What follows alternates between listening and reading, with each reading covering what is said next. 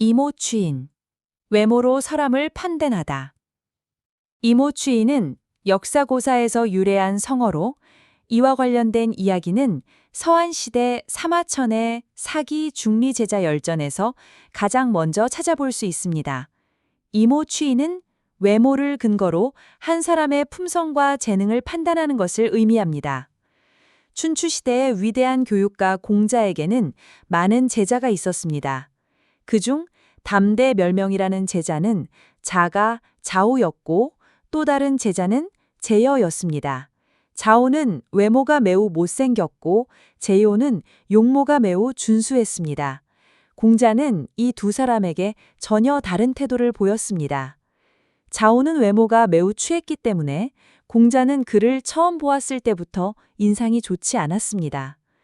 공자는 마음속으로 이 사람은 괴물처럼 못생겼으니 분명 재능도 없을 것이다 라고 생각했습니다.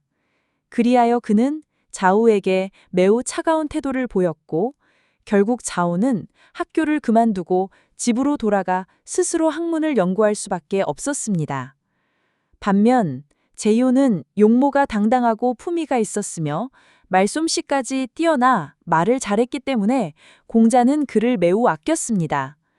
공자는 이 제자가 장차 크게 성공할 것이라고 생각했습니다. 그러나 일의 전개는 공자의 예상과 완전히 달랐습니다.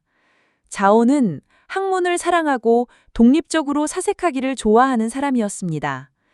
그는 공자를 떠난 후 더욱 분발하여 학문을 연구하는 데 매진하여 유명한 학자가 되었습니다. 수많은 젊은이들이 그의 명성을 듣고 제자가 되기 위해 찾아왔으며 그의 명성은 여러 제후국 사이에도 널리 퍼졌습니다. 반대로 제요는 매우 게을렀습니다. 공자가 아무리 성실하게 가르쳐도 그의 학업 성적은 매우 나빴습니다. 공자가 여러 차례 그를 타이르고 이끌었지만 그는 전혀 듣지 않았습니다. 심지어 어떤 때는 날이 이미 환하게 밝았는데도 침대에서 늦잠을 자고 있어 화가 난 공자가 그를 쓸모없는 썩은 나무에 비유하기도 했습니다. 훗날 제요는 그의 말솜씨 때문에 제나라의 벼슬을 얻었지만 얼마 지나지 않아 다른 사람들과 함께 반란을 일으킨 죄로 제나라 왕에게 처형당하고 말았습니다. 공자는 제요가 죽었다는 소식을 듣고 깊은 탄식과 함께 말했습니다. 나는 자오를 통해 외모만으로 사람을 평가해서는 안 된다는 것을 알게 되었고 제요의 일을 통해 그가 하는 말로만으로 사람을 평가해서는 안 된다는 것을 깨달았다. 자오의 외모가 추하다고 해서 그의 재능이 없다는 것을 의미하지는 않았습니다. 학교를 그만둔 후 스스로를 단련한 자오는 유명한 학자가 되었습니다. 사람들은 외모가 준수하고 아름다운 사람을 보면 다른 방면에서도 뛰어날 것이라고 쉽게 오해합니다. 반대로 외모가 지저분하고 추한 사람을 보면 모든 면에서 뒤떨어질 것이라고 생각하는 경향이 있습니다. 일단 감정의 기반으로 인상이 형성되면 그 인상은 종종 사실과 멀어지게 됩니다. 뛰어난 점의 이면에 있는 것을 보지 못하면 그 사람을 올바르게 이해할 수 없습니다. 단편적으로 외모로 사람을 판단하거나 재능만으로, 도덕성만으로, 특정한 말이나 행동만으로, 혹은 장점이나 단점 하나만으로 사람을 판단하는 것은 모두 옳지 않은 인식입니다. 옛말에 이르기를 사람은 겉모습으로 판단할 수 없고 바닷물은 말로 그 양을 잴 수 없다고 했습니다. 사람을 알려면 그 내면을 봐야 하지 사람의 외모에 눈이 가려져서는 안 됩니다. 외모로 사람을 판단하는 것은 결코 바람직하지 않은 태도입니다. 외면의 아름다움과 비교할 때 내면의 아름다움은 사실 더욱 중요합니다. 결론적으로 외모로 사람을 판단하기보다는 진심으로 사람을 대하는 것이 훨씬 낫습니다. 이 써이자는 모모로서, 모모를 가지고, 모모에 근거하여 라는 뜻의 전치사입니다. 수단이나 기준을 나타냅니다. 모 모양 모자는 얼굴, 모양, 외모, 겉모습을 의미합니다. 취할 취자는 취하다, 가지다, 선택하다, 판단하다 라는 뜻입니다. 여기서는 사람을 취하거나 평가한다는 의미로 사용되었습니다. 이인, 사람인자는 사람을 의미합니다.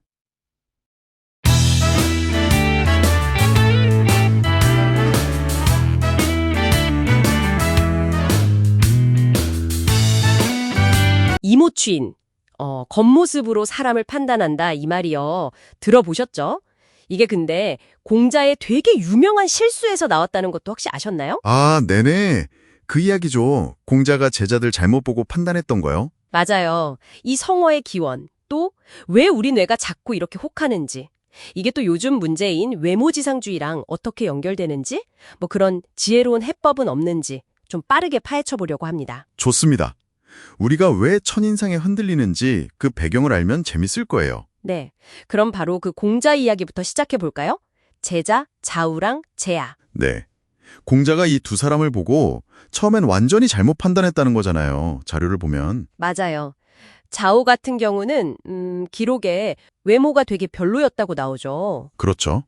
그래서 공자가 딱 보고 아, 이 사람은 좀 재능이 부족하겠구나. 이렇게 지레짐작을 한 거예요. 근데 실제로는 어땠어요? 완전 반전이죠. 그럼요. 외모랑 완전 달랐어요. 엄청 덕망 높은 인물로 커서 나중엔 제자가 300명이나 됐다고 하니까요. 300명이요? 와. 네. 그래서 공자 스스로도 아, 내가 실수했다. 외모로 사람을 판단하다 좌우에게 실수했다. 이렇게 인정까지 했다는 거 아니에요. 허허, 진짜 겉모습만 봐서는 모르는 거네요. 그럼 반대로 제아는 어땠어요? 이 사람은 말솜씨가 아주 뛰어났다고. 제아는 처음엔 그럴싸한 말로 기대를 한몫에 받았는데, 근데 나중엔 뭐 낮잠 자다가 공자한테 썩은 나무엔 조각 못한다 이런 꾸중도 듣고 좀 그랬죠. 예법 같은 거에도 막 질문하고 그랬다고요? 네. 그러니까 기대랑 좀 다른 모습을 보인 거죠. 그래서 공자가 또 탄식하잖아요. 말로 판단하다 제아에게 실수했다. 결국 이 경험으로 공자가 깨달은 게 외모나 말이 다가 아니구나. 행동을 봐야 하는구나. 네. 그게 핵심이죠. 근데 이게 그냥 옛날 공자 얘기가 아니라 사실 지금 우리 뇌도 좀 비슷하게 작동하기 쉽다는 거잖아요. 심리학적으로요. 바로 그겁니다. 이게 인지적인 함정 같은 건데요. 첫 번째로 초두효과라는 게 있어요. 초도 효과요? 네. 그러니까 처음 딱 받은 정보, 그 첫인상이 일종의 닷처럼 작용해서 그 뒤 판단에 계속 영향을 주는 거예요. 자유의 외모나 제아의 말솜씨처럼요. 첫인상의 힘이 진짜 세군요. 근데 여기에 후광 효과? 이것도 있다고요? 그렇죠. 후광 효과는 예를 들어 어떤 한 가지 특징, 외모가 뛰어나다? 이게 전혀 상관없는 다른 능력이나 성격까지 다 좋게 보이게 만드는 거예요. 예쁘면 착할 것이다. 뭐 이런 거요? 네네. 그런 무의식적인 연결이죠. 반대로 좌우처럼 외모가 좀 안 좋으면 다른 장점까지 가려버릴 수도 있고요. 이런 효과들 밑바탕에는 또 내현 성격 이론이라는 게 있어요. 특정 성격들이 을에 같이 나타난다고 생각하는 우리 마음속의 그런 연상 지도 같은 거죠. 그게 뭐 빨리 판단하기엔 편할지 몰라도 오류가 많겠네요. 맞아요. 효율적이지만 부정확할 수 있는 뭐랄까 정신적인 지름길 같은 거죠. 이런 개인적인 착각 수준을 넘어서 이 편견이 지금 사회에서는 외모지상주의라는 어떤 심각한 차별로 나타나잖아요. 이 부분이 진짜 중요한 것 같아요. 네, 맞습니다. 보내주신 자료들 봐도 직장에서 외모가 채용이나 승진, 연봉에 진짜 영향을 미치거든요. 외모 프리미엄이라고 부르죠. 통계적으로도 매력적인 사람이 더 많은 기회를 얻는 게 보여요. 아니 근데 사법 시스템까지 영향을 미친다는 건 좀 충격적인데요. 코넬대 연구 보니까 다른 조건이 같아도 매력적이지 않으면 평균 22개월이나 형량을 더 받는다고요?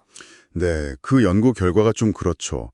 심지어 경범죄에서도 벌금이 훨씬 높게 나올 수 있다는 분석도 있고요. 세상에. 물론 미모의 역효과라고 해서 사기죄 같은 특정 범죄에선 오히려 매력적인 외모가 불리할 때도 있긴 합니다만 전반적으로 보면 외모 편견이 정말 공정해야 할 시스템에까지 스며들어 있다는 건 부인하기 어렵죠. 이야, 이게 진짜 먼 옛날 공자만의 고민이 아니라 지금 바로 우리의 기회, 우리의 정의와 직결된 문제네요.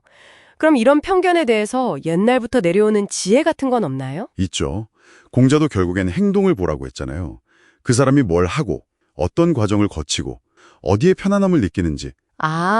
말과 행동이 일치하는지를 보라는 거군요. 네, 언행일치죠. 그리고 후대 유학자인 순자 같은 경우는 더 나아가서 외형은 마음을 못 이기고 마음은 방법을 못 이긴다. 즉, 타고난 외모보단 후천적인 노력이 더 중요하다는 거죠. 오, 되게 의미심장한데요? 이런 지혜는 동양에만 있는 것도 아니에요. 서양에도 표지로 책을 판단하지 말라. Don't judge a book by its cover. 일본에도 히도와 미카케니 요라즈. 사람은 겉모습과 다르다. 이런 말들이 다 있잖아요. 본질을 봐야 한다는 건 보편적인 거죠. 자, 그럼 오늘 이야기 한번 정리해 볼까요?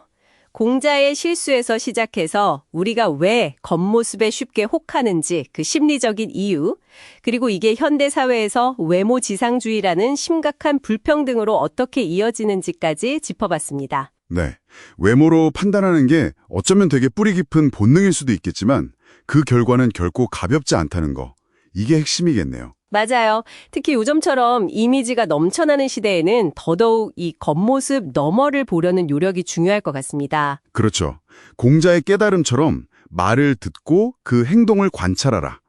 이 자세가 더 필요해진 거죠. 마지막으로 듣고 계신 당신에게 이 질문을 한번 던져보고 싶어요. 우리가 개인적으로 외모로 판단하지 말아야지 하고 노력하는 걸 넘어서서요. 사회 전체적으로 예를 들면 채용 과정이나 법 집행 아니면 인공지능 알고리즘 설계 같은 시스템 자체를 어떻게 바꿔야 이 뿌리 깊은 편견에 좀 더 효과적으로 맞설 수 있을까 한 번쯤 깊이 생각해 볼 문제인 것 같습니다.